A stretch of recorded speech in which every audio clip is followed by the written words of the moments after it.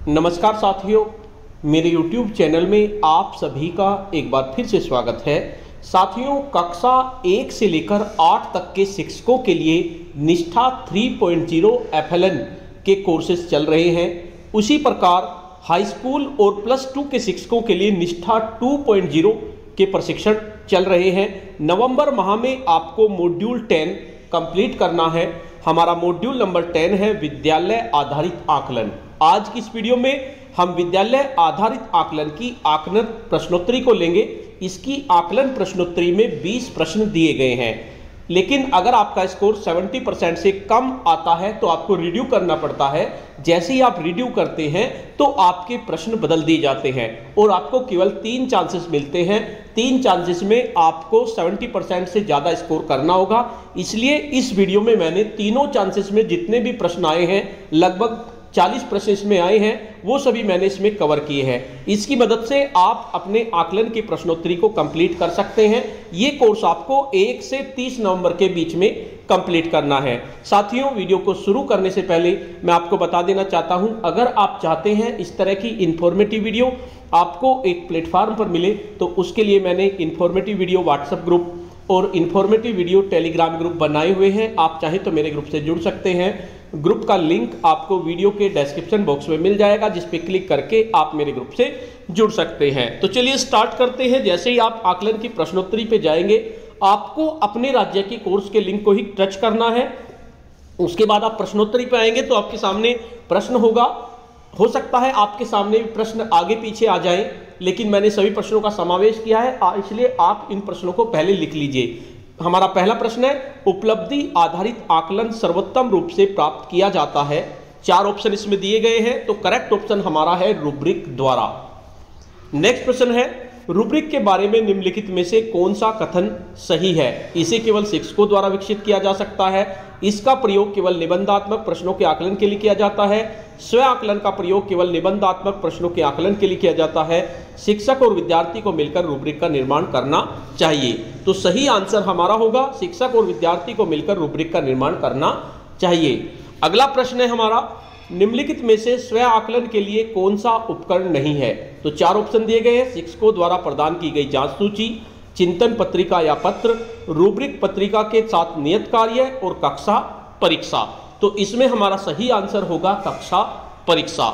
Next प्रश्न है, अनुप्रस्थ दक्षताएं एक निश्चित वर्ग से संबंध रखती हैं। 4 ऑप्शन दिए गए हैं, कौशल एवं नैतिक मूल्य, मीडिया और सूचना साक्षरता कौशल, नंबर 3 ज्ञान क्षेत्र, नंबर 4 ज्ञान कौशल एवं अभिवृत्तियां। तो सही आंसर होगा ज्ञान कौशल एवं अभिवृत्तियां। नेक्स्ट प्रश्न है, विश्वसनीयता के साथ अंकन के लिए किस प्रकार का प्रश्न कठिन है? 4 ऑप्शन दिए गए, असंरचित निबंध, बहुविकल्पीय प्रश्न, संरचित निबंध और लघु उत्तर। तो सही आंसर होगा असंरचित निबंध।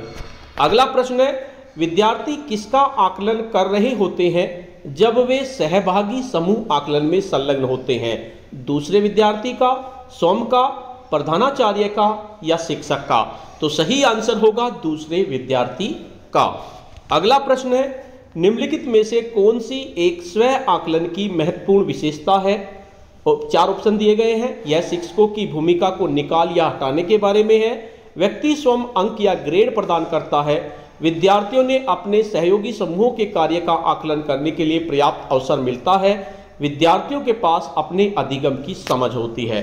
तो सही आंसर है विद्यार्थियों के पास अपने अधिगम की समझ होती है।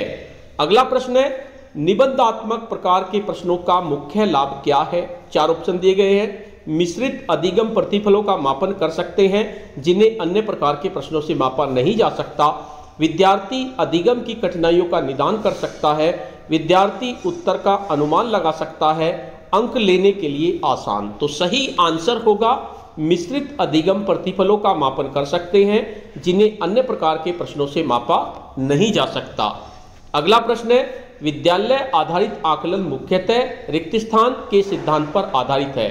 4 ऑप्शन दिए गए हैं, परीक्षण के अनुसार शिक्षण को प्रोत्साहित करें क्योंकि वे निरंतर परीक्षण में लगे रहते हैं, विद्यालय में शिक्षक अपने शिक्षार्थियों की क्षमताओं का बाह्य परीक्षकों की तुलना में बेहतर जानते हैं, परीक्षा के बाह्य निकायों के बजाय विद्यालय अधिक कार्य क्षम कुशल हैं, हर कीमत पर विद्यार्थियों को उच्च ग्रेड अवश्य प्राप्त करें। तो सही आंसर है विद्यालय में शिक्षक अपने शिक्षार्थियों की क्षमताओं को बाह्य परीक्षकों की तुलना में बेहतर जानते हैं। अगला प्रश्न है शिक्षक नीति आकलन से विद्यार्थी नीति आकलन की निरंतरता केंद्र बदलते समय आवश्यकता है। 4 ऑप्शन है पठन लेखन और संख्यात्मक पर अधिक ध्यान की, शिक्षक द्वारा तैयार किए गए कार्यों व गतिविधियों को अधिक महत्व देने की, अधिगम के आकलन पर अधिक ध्यान देने की, वृहद स्तरीय मानकीकृत परीक्षण से विद्यालय आधारित आकलन की ओर परिवर्तन। तो सही आंसर है वृहद स्तरीय मानकीकृत परीक्षण से विद्यालय आधारित आकलन की ओर परिवर्तन। अगला प्रश्न है निम्नलिखित में से किसके बजाय योग्यताएं मिश्रित श्रेणी के अंतर्गत रखी गई हैं? सृजनात्मक चिंतन, प्रत्यास्मरण एवं समझना, गहन चिंतन, समस्या समाधान। तो सही आंसर है प्रत्यास्मरण एवं समझना। अगला प्रश्न है एक प्रकार का आकलन कार्य क्या है जिसमें विद्यार्थी अपने स्वयं के उपलब्धि पर चिंतन करते हैं? सहभागी समूह आकलन, स्वयं आकलन, इकाई परीक्षा, प्रश्नोत्तरी या क्विज। तो सही आंसर है स्वयं आकलन। अगला प्रश्न है निम्नलिखित में से कौन सा गतिविधि विवरणिका आकलन से संबंध नहीं है? 4 ऑप्शन दिए गए हैं विद्यार्थियों एवं शिक्षकों द्वारा तय की गई विषय वस्तु और आकलन मानदंड, शिक्षक द्वारा विवरण और पूछताछ सत्र आयोजन करना, विवरणिका को आकलन बोर्ड के पास ग्रेडिंग के लिए जमा करना, पूर्ण होने पर विद्यार्थी द्वारा एक विवरणिका प्रस्तुत करना। तो सही आंसर है विवरणिका को अर्थात पोर्टफोलियो को आकलन बोर्ड के पास ग्रेडिंग के साथ जमा करना। अगला प्रश्न है माध्यमिक स्तर पर विकास के लिए मूल अनुप्रस्थ दक्षताओं को विकसित करने की आवश्यकता है किन क्षेत्रों में? 4 ऑप्शन है केवल गणित में, केवल विज्ञान और गणित, सभी पाठ्येतर क्षेत्र, केवल विज्ञान। सही आंसर है सभी पाठ्येतर क्षेत्र।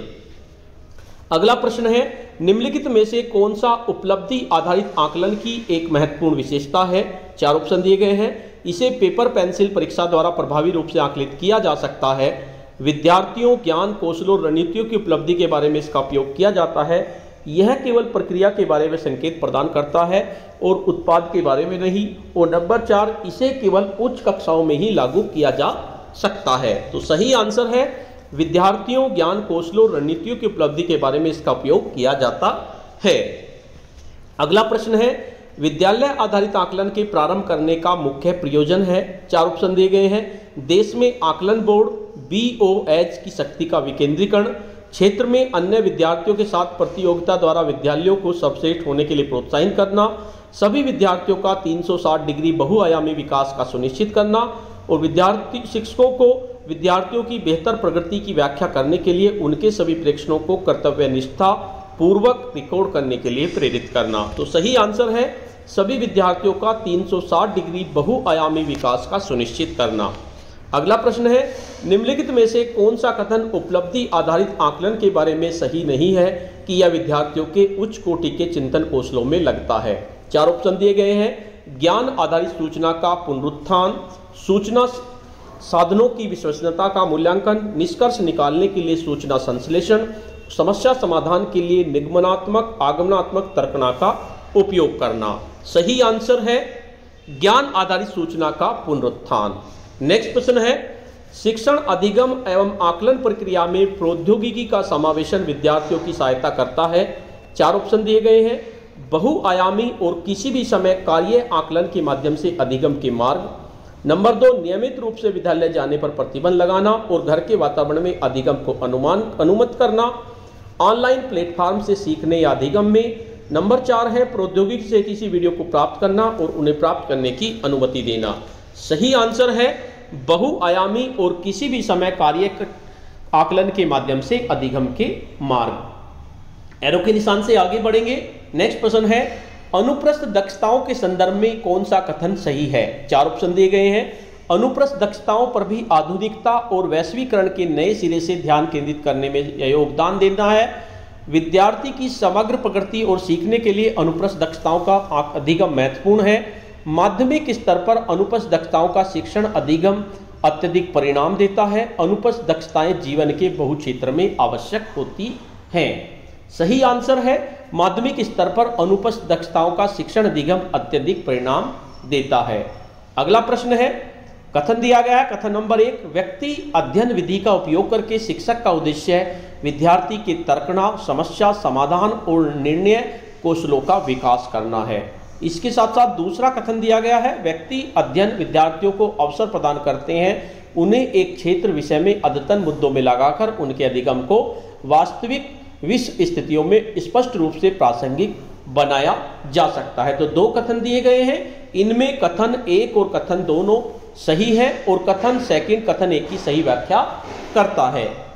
उसके बाद नेक्स्ट प्रश्न है, कथन 1 है, रूब्रिक मानदंडों का एक व्यापक समूह है जिसका उपयोग विद्यार्थियों के किसी विशिष्ट कार्य के आकलन के लिए किया जाता है। और दूसरा कथन है, इसे आकलन बोर्ड द्वारा विकसित और प्रदान किया जाता है, गैर सहभागी है, इसमें शिक्षक और विद्यार्थी दोनों की कोई भूमिका नहीं है। तो आपको बताना है कौन सा कथन सही है। तो इसमें कथन 1 सही है लेकिन कथन सेकंड गलत है।